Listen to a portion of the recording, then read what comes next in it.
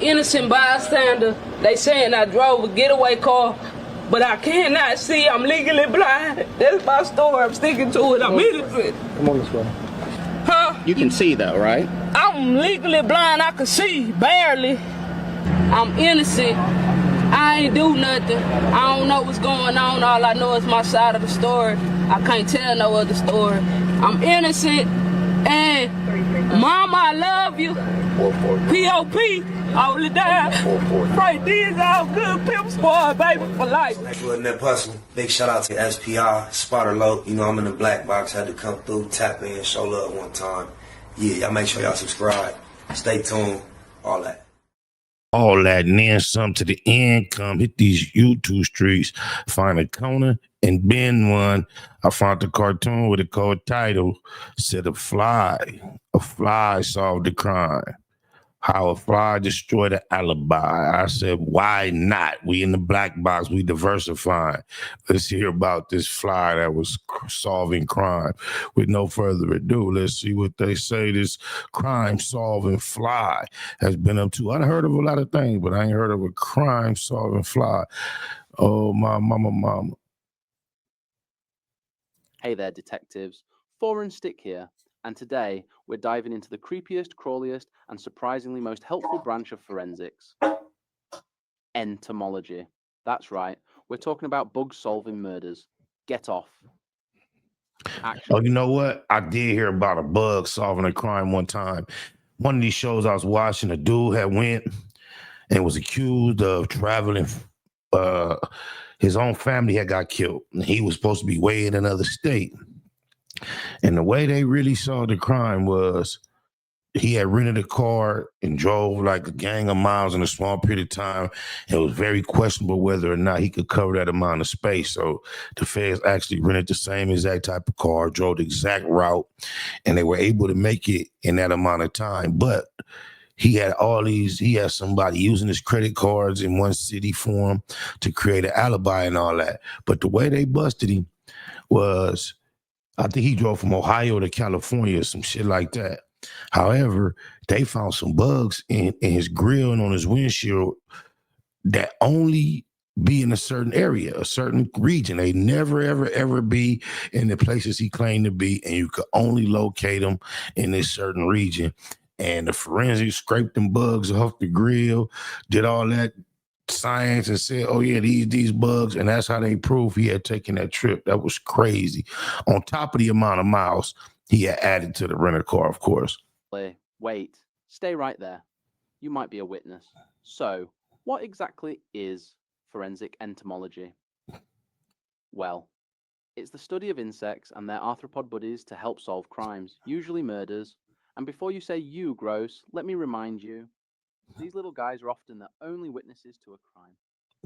See, when someone dies, I'm talking about the unfortunate, non-natural kind of death. Their body becomes, well, a buffet. I know, not pleasant dinner conversation. But here's the thing, insects are punctual.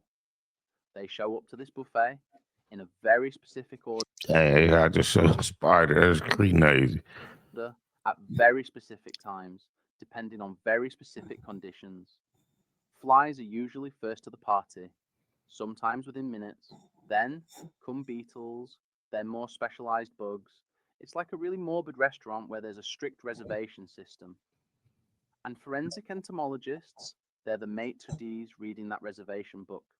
These bug detectives can tell us when someone died, the big one, whether a body was moved, if there were drugs or toxins involved, and sometimes even where the crime happened. It's like insects are tiny, six-legged security cameras, except they're way more disgusting. Now, let's get into the science without putting you to sleep. Though, if you do fall asleep, don't worry, the flies will wake you up. The main technique is called succession analysis. Basically, different bugs colonize a body in waves, like the world's worst beach resort. Wave 1. Blowflies and flesh flies. These guys can smell death from over a mile away. Talk about a superpower you don't put on your dating profile. Wave 2. Beetles. specifically rove beetles and Heaster beetles. They're not interested in the fresh stuff. They wait a bit. Wave 3. Cheese skippers and ham beetles. Yes, those are their real names, and yes, I've never heard of a cheese skipper. their names describe exactly what they eat. Nature is not subtle, but the real MVP here is the blowfly maggot. These little guys are like biological stopwatches. They develop through stages: eggs, 3 larval stages called instars, pupae, and then adult flies. Wait, maggots turn into flies? Duh. I just learned something. I had no idea. Yeah. Maggots is the worst thing to stumble up on. Oh, I remember when I was younger, I had maggots in my kitchen one time. I had cooked some bacon. That's how I learned what maggots was and how they come about. Cooked some bacon like earlier in the week and left like a plate inside the skillet on top of the. Lord have mercy. Went to wash some dishes later on in the week. I had the dishes water already made. Washing shit, turned around to the stove, grabbed that pot and moved that motherfucking top of the plate. Oh man, I dropped everything. Oh, that was the worst. Never have I seen a maggot within any of my living quarters. That was the one moment. That's how I learned. Oh Lord. Each stage takes a predictable amount of time depending on temperature. An entomologist can collect maggots from a crime scene, measure them, identify their species, check the local weather data, and calculate backwards to figure out when mama fly laid those eggs. And since mama fly shows up fast after death, boom, time of death. It's not perfect. Bugs are affected by temperature, humidity, whether the body was inside or outside, buried or not, clothed or not. It's complicated, but here's the beautiful part. When a body has been dead for more than a few days, traditional methods like body temperature and rigor mortis become useless. But bugs keep that clock ticking for weeks, even months. All right, enough theory. Let's talk about a real case where bugs caught a killer, the Vincent brothers case. July 2003, Bakersfield, California. This is it. I knew it. This is the case I was talking about. And it's not like how they say bugs show up to a dead body. But watch, he drove through a region where only these bugs could be, and it was within the path of the murder. You'll see. Killed his whole family, cold nigga. Joni Harper and 4 of her children, aged 4 to 14, were found murdered in their home. Shot execution style. Absolutely horrific. Now, here's where it gets interesting. Joni's estranged husband, Vincent Brothers, was an assistant principal at a local school, and when the murders happened, he claimed he was 1,400 miles away in Ohio, visiting family. He had plane tickets, he had receipts, he had witnesses saying he was in Ohio. Open and shut alibi, right? Case closed? Wrong. Because someone forgot to tell the bugs about his alibi. Investigators found Brothers' SUV abandoned in North Carolina. Why North Carolina? Great question. Anyway, they processed the car and found, yep, bugs. Specifically, they found dead insects splattered on the car's windshield and grille. Now, most people would say, so what? It's a car. Cars hit bugs. But then they called in Dr. Lynn Kimsey, a forensic entomologist from UC Davis, and she said, oh, these aren't just any bugs. Dr. Kimsey identified the insect remains as species not found in Ohio. They were species from the western United States and from the southern route between California and North Carolina. Plot twist. The bugs told a story. The SUV had driven from California across the southern states to North Carolina. It hadn't been in Ohio at all. But wait, it gets better. The types of bugs, combined with when certain species were active, helped establish a timeline. The bugs indicated the vehicle made this drive during the exact time period when the murders occurred. Here's what investigators pieced together. Vincent Brothers flew to Ohio to establish his alibi, yes. But then he rented a car, drove back to California, roughly a 35-hour drive, murdered his family, then drove across the southern United States to North Carolina, where he ditched the rental. Told you I didn't have all the details perfect, but I kind of had it kind of like California, Ohio. Thought it was a rental, but it was his car. But he knocked down all his peoples, his babies and all. Car and flew back to Ohio. The bugs, literal bugs on a windshield, contradicted his entire alibi. And you know what sealed the deal? The rental car had been returned with over 4,000 Oh, it was a rental, and the mileage was involved. miles on it, the exact distance of a California round trip.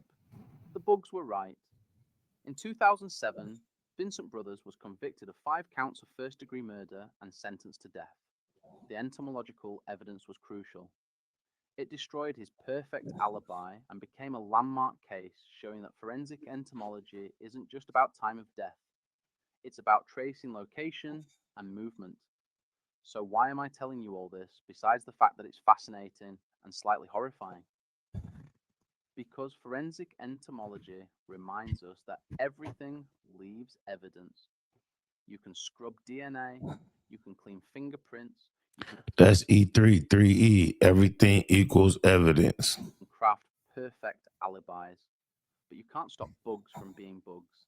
Nature doesn't lie. A blowfly will show up within minutes because that's what blowflies do. They're not in on your conspiracy, they're just hungry. And the scientists who study these insects, they're part detective, part biologist, part weather person, part bug whisperer. They're reading evidence that's literally trying to crawl away. Plus, it takes a special kind of person to show up to a crime scene and think, excellent maggots, let me get my tweezers. So next time you swat a fly, remember, that annoying little pest could be a future witness in a criminal trial. Show some respect. Actually, no. Go ahead and swat it. Just maybe don't commit any crimes first. Seriously, get off. I'm not dead yet. That's all for today, detectives. If you learned something new about the creepy, crawly world of forensic science. Well, I had no idea they was finna highlight the case that I was familiar with, that insect solved. But yeah, I don't know how many times that really come into play in court on a practical basis, but you do see it's a reality and a possibility. Don't sleep, don't sleep. So his grandparents there at your school? Grandparents. You didn't know I was your grandparent? Yeah, I was here. I know you were my grandparent. You didn't know Popo meant grandparent? Yeah, I know. You know now, huh? I love you. I love you too. You gotta go get with go sit down where you're supposed to sit with the kid. Snake wasn't that personal. Big shout out to SPI, Spotter Low. You know, I'm in the black box. Had to come through, tap in, show love one time. Yeah, y'all make sure y'all subscribe. Stay tuned. All that.